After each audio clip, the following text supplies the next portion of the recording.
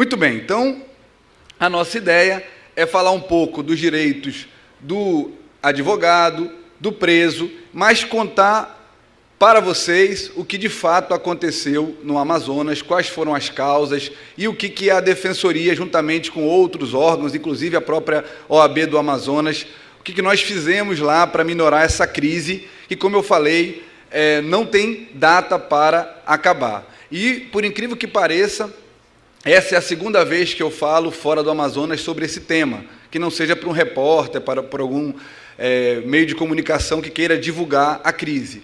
E na primeira vez que eu falei, no dia da minha palestra, da minha exposição, mais 7 mortes aconteceram no Amazonas. Então, por incrível que pareça, uma coincidência triste, mas na hora de informar a chacina, o massacre do dia 1º de janeiro, naquele exato momento, outras mortes estavam acontecendo no Estado. Então, espero que isso não aconteça hoje, mas estou com o celular aqui, porque a gente não tem como prever esse tipo de coisa, porque realmente o clima é de verdadeira guerra entre as facções criminosas, e no Amazonas tem uma facção muito forte, que é a FDN, eu acho que todos já ouviram falar, que está aliada ao Comando Vermelho e em guerra com o PCC no Brasil inteiro. Então, a todo momento, né, isso pode realmente voltar a acontecer. Bem, então, a nossa ideia é começar pelo mundo ideal. Isso é uma prisão. Pode parecer uma brincadeira, mas é uma prisão, tudo bem que é uma prisão na Áustria, mas quando se fala em prisão, eu não tenho que pensar naquilo que nós conhecemos no Brasil, naquelas masmorras onde nós temos pessoas amontoadas sem nenhum direito. É claro que uma prisão como essa daí seria um sonho, na verdade chegamos até a ter vontade de cometer alguns delitos para poder ingressar num lugar desse, mas isso acontece, é uma prisão verdadeira que está lá na Áustria, não é uma prisão para presos violentos, mas ela existe de fato, não é uma brincadeira de mau gosto. Bem, então, começando pelo mundo ideal, nós temos uma lei, que é a LEP, e ela traz vários direitos para os presos, e um objetivo que fica claro no seu artigo 1º, e talvez seja esse, na verdade, o escopo da prisão: integração social. Então, a ideia é que esse preso vá cumprir a sua pena, mas todo mundo sabe, e no Brasil isso é especificamente mais claro, que ele vai retornar para o convívio social. É um detalhe que todo mundo sabe, mas poucas pessoas consideram. Não tem como ele ficar para sempre preso.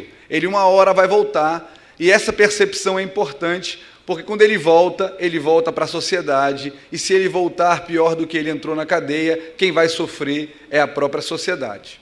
Bem, o segundo ponto é a aplicação. Quem é que deve receber os direitos e as garantias da LEP? Então, nós temos aí o preso condenado, não coloquei porque todo mundo sabe que é esse que está cumprindo a pena, mas, além dele, o preso provisório também, ele tem direito a essas garantias, o condenado pela Justiça Militar e também pela Eleitoral, quando eles estiverem em jurisdição ordinária. Então, o artigo também diz que é um direito desses condenados e também do preso provisório. E aí vamos lá, quais são os direitos que o preso vai deixar de receber? A lei também fala isso, pouca gente sabe. O primeiro direito que ele vai deixar de receber, aí claro, vai variar de acordo com a pena, pode ser privativa de liberdade, pode ser restritiva de direitos, multa, mas o que interessa para a gente hoje é falar da privativa de liberdade. Então, o único direito que esse preso vai deixar de ter é a liberdade. Todos os outros direitos não podem ser dele retirados. Então, a dignidade, o direito à saúde, o direito à educação, o direito ao trabalho, mas a população acha que o apenado, aquele que causou um delito, cometeu um crime, ele tenha que ficar preso mesmo, sem direito algum, trancafiado lá, numa cela para 6 pessoas que comporta 50. Só que nós não percebemos que o único direito que ele não tem mais é o direito à liberdade. O resto tem que ser mantido porque a própria lei faz. E aí, uma colocação que eu faço para reflexão: qual é o papel da mídia nesse cenário. Qual é o papel das redes sociais nesse cenário? Aí a minha palestra se conecta com a palestra do meu amigo Jorge Abud. Não só por isso, também nos números, né? Então, quando ele falava de ações de 1 milhão, 2 milhões, nós temos 1 milhão, 2 milhões de presos, né? Então, essa é a relação que nós temos entre as palestras. E por que nós estamos vivendo essa era de intolerância? Hoje, as mídias sociais, elas incentivam esse tipo de intolerância com o apenado. E é claro, a gente sabe que tem crimes que são muito bárbaros, tem crimes que são inaceitáveis, mas a verdadeira noção de humanidade e cidadania é reconhecer que ele vai pagar de acordo com a nossa carta maior, que é a Constituição. Vai responder, vai ser processado, se for condenado, vai cumprir a sua pena naquilo que está na nossa legislação. Ocorre que nós incentivamos outros tipos de punição que não estão previstos em lei. Bem, e por último, a lei exige que a sociedade, né, a comunidade, colabore na execução da pena. É outra coisa também que a lei exige, mas que, na verdade, o que nós vemos é um total abandono dessas pessoas que estão lá encarceradas. Os familiares são os únicos que, efetivamente, ainda se importam com os apenados.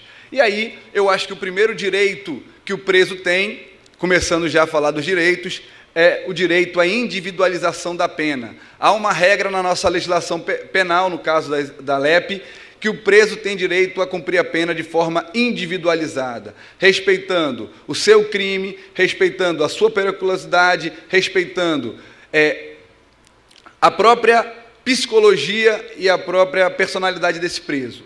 Então, aí faz-se uma classificação e nós, com essa classificação, conseguimos segregar alguns apenados. E aí está o primeiro ponto dessa crise que nós vivenciamos hoje. Hoje, as penitenciárias não têm estrutura, então você acaba colocando dentro de uma unidade prisional presos que são reincidentes, presos ligados a facções criminosas, com presos que acabaram de cometer delitos menores. E acaba que o que nós vivenciamos hoje é uma verdadeira fábrica do crime, isso não é mentira. Os presídios do Brasil hoje, eles funcionam como quartéis generais, quartel-general da facção criminosa A, B ou C. Então, esse é um problema que nós temos que também olhar, porque quando você mistura, quando você coloca no mesmo ambiente presos que são de alta periculosidade com presos de pequena periculosidade, o que vai acontecer é que eles serão recrutados e voltarão a praticar esse crime logo que saírem. Bem, e por último, o exame criminológico também é uma forma de conseguir analisar e fazer com que essa pena seja individualizada. Tudo isso não passa de uma disposição legal, porque na prática é muito difícil encontrarmos isso nas unidades prisionais. Bem, e aí começamos também a falar do segundo direito, que seria um direito amplo à assistência. Esse direito, então, o direito à assistência, que se ramifica em 6 vertentes, ele é praticamente negado aos condenados. Então, a lei fala direito a uma assistência material, que significa alimentação, vestuários e instalações higiênicas. Eu acho que eu sei que o tema é polêmico, a temática ela é muito constrangedora, mas 2 casos importantes que eu não posso deixar de mencionar.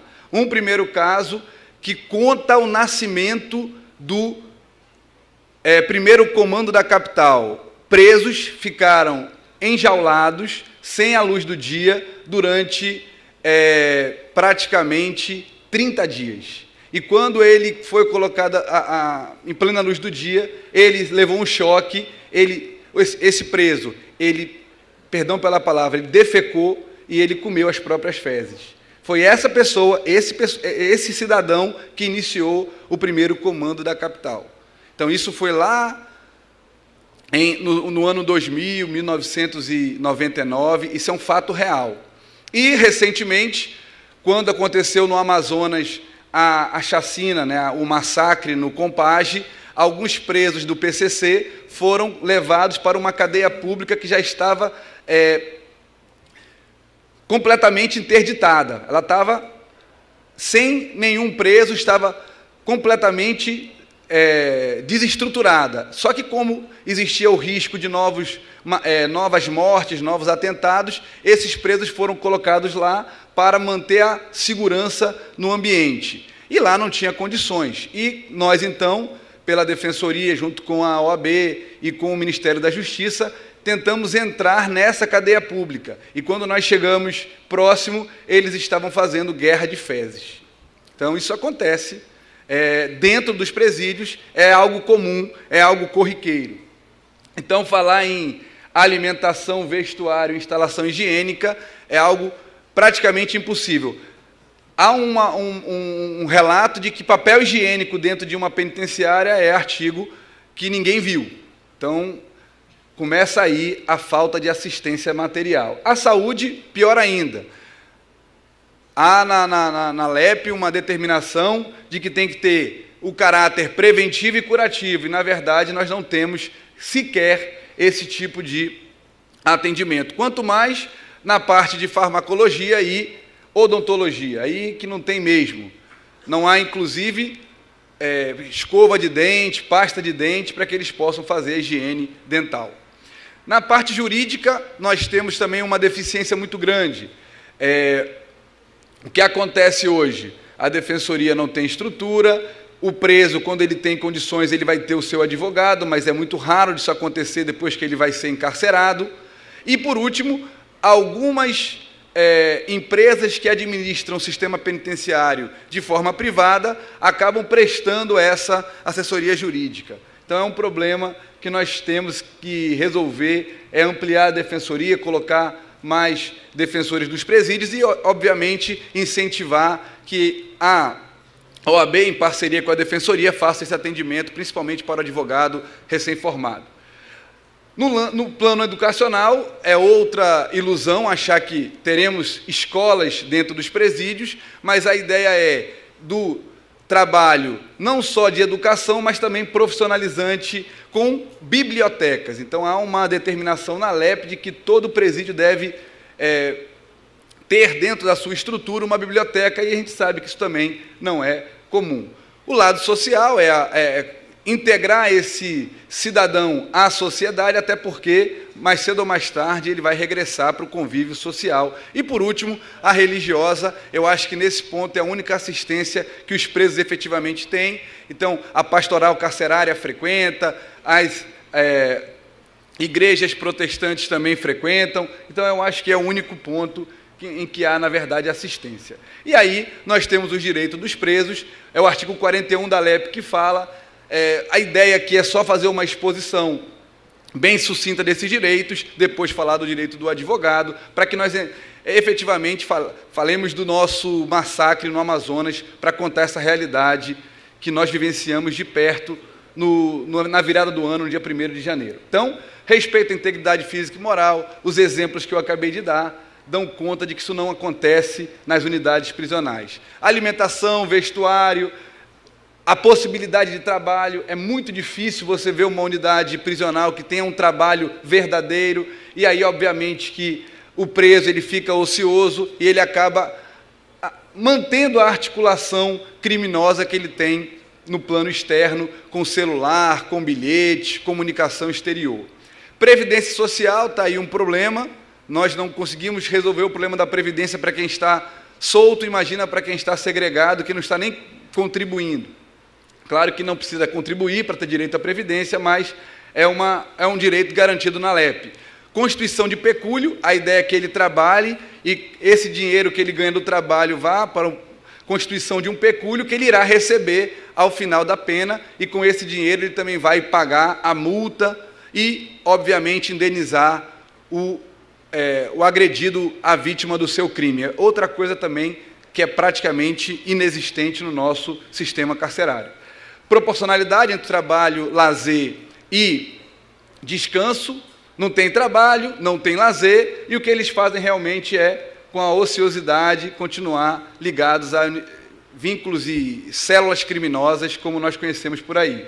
Por último, a atividade intelectual, desportiva, isso aí de fato acontece, futebol, tem campeonatos, e artística.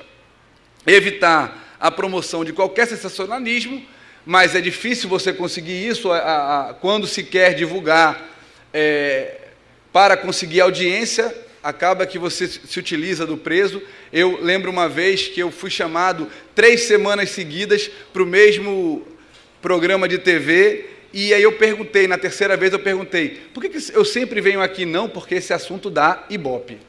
Então, o assunto do sistema carcerário, ele dá Ibope, todo mundo que escuta para ouvir, e então a imprensa ela começa a se retroalimentar, a incentivar esse tipo de discussão. Entrevista pessoal e reservada, esse é o ponto específico que eu tenho para falar também do direito do advogado. Visita íntima, percebam que tem um asterisco aí na visita íntima. Por quê? Porque é um direito que pode ser suprimido, ele pode ficar suspenso a depender da situação. Chamamento nominal, então, para que seja respeitada a dignidade, conserve o nome do preso.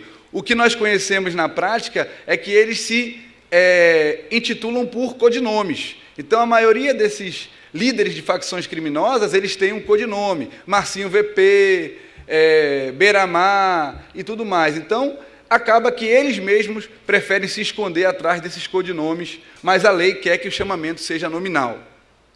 Além disso, tem a igualdade de tratamento, desde que ela não impeça o cumprimento da pena de forma individualizada, como eu falei, audiência especial com o diretor e essa petição é muito importante. Lá no Amazonas, mais ou menos no finalzinho do mês de dezembro, lá para o dia 24, um defensor público recebeu uma cartinha de um preso. Um familiar foi no presídio, pegou essa cartinha e entregou para o defensor público. Ele fez o peticionamento para que aquela pessoa fosse colocada no seguro e evitassem as mortes que estavam sendo anunciadas. O requerimento foi feito, o juiz da execução não analisou e essa pessoa acabou morrendo na chacina no final do ano. Então, essa forma de comunicação é importante nesse ponto, com o seu advogado, com o defensor público, porque eles acabam relatando algumas coisas que acontecem que nós não temos acesso lá dentro do presídio. E aí, para terminar, o contato com o mundo exterior também é um outro direito que pode ficar suspenso em razão de algum acontecimento extraordinário. E, por último, essa é uma novidade da lei, foi incluída recentemente, o atestado de cumprimento de pena, para que o preso saiba que existe ali uma chance dele sair, qual é o tempo que ainda resta para o cumprimento da sua pena. Isso vai alimentar a sua vontade de retornar para o meio social, e o comportamento dele dentro do presídio vai ser o melhor para evitar que algum acontecimento gere um atraso nessa liberação dele. E, por último, os direitos do advogado.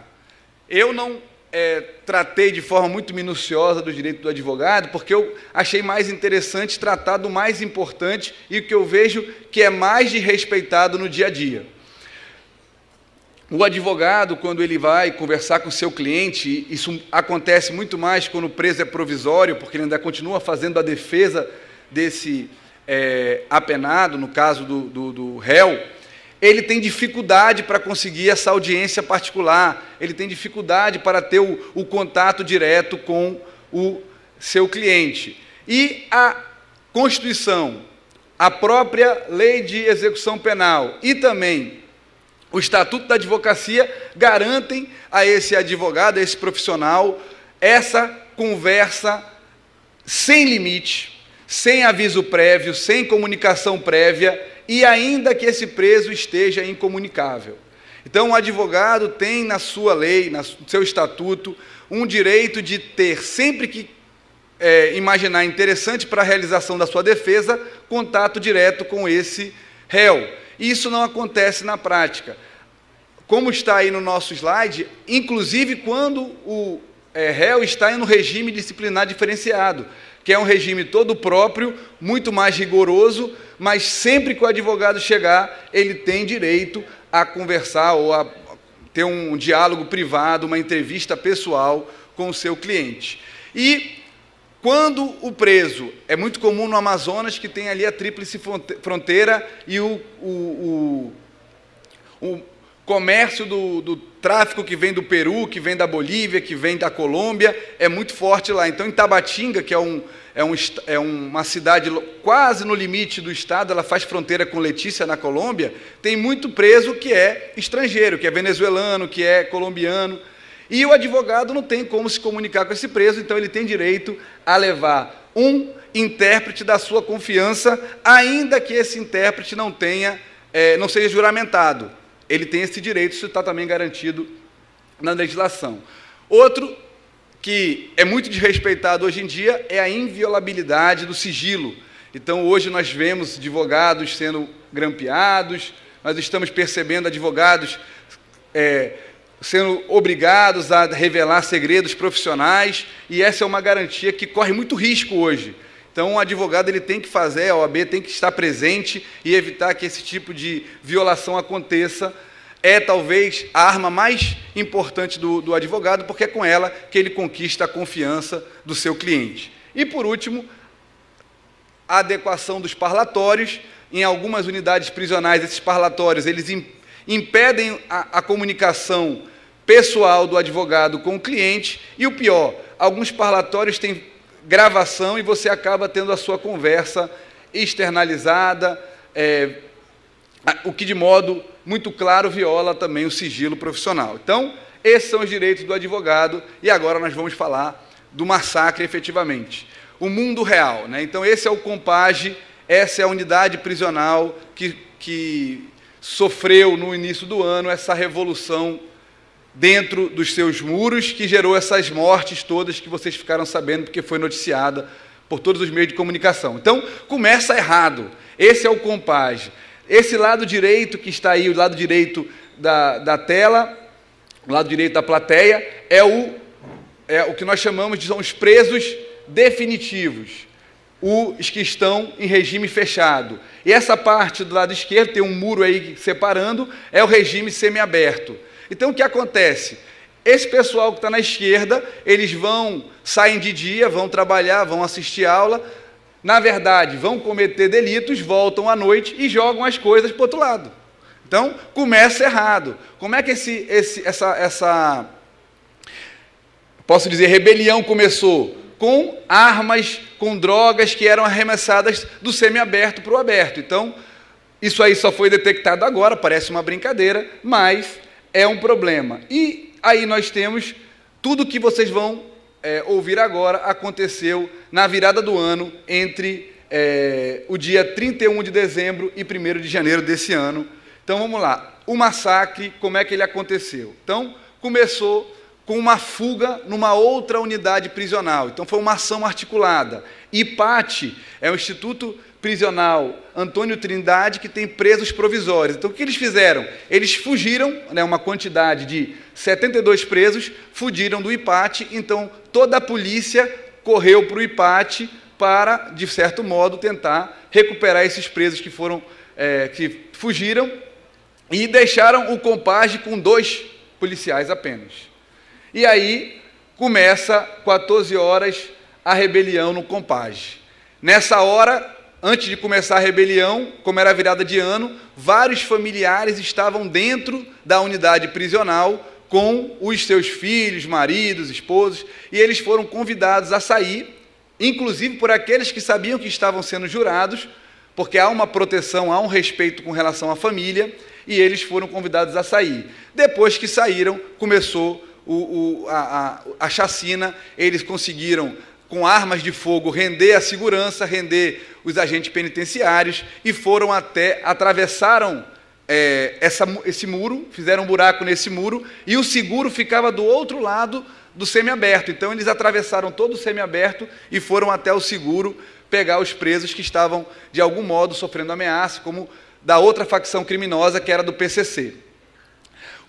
A rebelião demorou 17 horas, então, essa discussão, polícia, o juiz da execução foi chamado, demorou 17 horas, e, no final das contas, a perícia, juntamente com a própria Secretaria de Administração Penitenciária, contabilizaram 56 mortes, sendo 4 numa outra unidade e 56 dentro do Compage. E desses 56, 38 foram decapitados. Não só decapitados, mas esquartejados. Uma mãe, numa conversa que nós tivemos, relatou que encontrou pedaços do seu filho dentro de um outro preso. Isso foi feito com uma transmissão em tempo real para os meios as redes sociais e para os celulares dos familiares. Então, eles filmavam a prática do crime, né, a tortura que foi realizada, e transmitiam, mandavam mensagem em tempo real para outros celulares. E aí tem uma polêmica, porque eu já entrei várias vezes no presídio e o meu celular não funciona, mas lá dentro eles falam com uma frequência e com uma tranquilidade muito maior. Além disso, não sei se vocês ficaram sabendo do Brian Bremer, ficou preso famoso, porque ele, no meio da fuga, fez um selfie e postou: estamos aqui fugindo do Compage. E ficou famoso, fizeram até um joguinho de celular com o nome dele, né? Bem, então, isso aconteceu de fato no Compage. E as causas?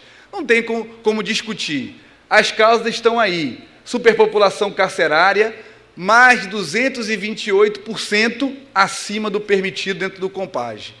Então, é algo que realmente não tem como dar certo, não tem como resolver o problema. Você tem o que nós chamamos de morcego. O que é um morcego? Como na cela não dá para todo mundo dormir, porque o espaço que eles têm é mais ou menos de 1 metro, enquanto uns dormem, outros ficam pendurados na cela, na barra. Então, essa é a situação que nós temos lá. Um pessoal dorme umas 5, 6 horas e os outros ficam pendurados nas grades. Depois faz o revezamento. Então, nenhuma prestação, nem saúde, nem educação, nem alimentação, tratamento digno, menos ainda. Também diz respeito a todas as normas e instruções do CNPCP, que é um conselho que atua lá em Brasília para ditar as regras do sistema prisional e da política criminal brasileira. E aí nós temos o ponto talvez mais crítico. O presídio hoje, ele não é controlado pelo Estado. Nós temos que reconhecer isso. Quem controla as unidades prisionais hoje são as facções criminosas. Se você quiser entrar num presídio hoje, só entra se o xerife autorizar. Só entra se tiver autorização dessas facções criminosas. Então, hoje o Estado está completamente ausente dessas unidades. Então, o que nós temos ali é uma lei interna, e eu acho que o exemplo de Alcaçuz é muito claro. Lá não existe pavilhão, lá não existe cela, lá não existe horário de saída de cela, eles ficam livres lá dentro. O que você faz é colocar mais um e eles vão ditar as regras de forma interna. Bem, a guerra entre a facção, o PCC e o Comando Vermelho entraram em disputa, e essa disputa acabou refletindo toda essa crise. O que nós temos no Amazonas é uma briga de facções criminosas pela rota do Solimões, que é uma rota muito conhecida. A carga vem toda desses 3 países, atravessa o Amazonas e sai pelo Nordeste, para a Europa, para os Estados Unidos.